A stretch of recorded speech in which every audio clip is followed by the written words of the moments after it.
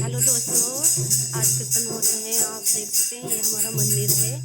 हनुमान जी हैं, माता रानी है। आप देख सकते हैं, आप दर्शन कर लो। आप सब लोग, मेरे यूट्यूब फैमिली, भैरव बाबा भी हैं, दर्शन कर लो। आप सब लोग लाइक सब्सक्राइब जरूर करना।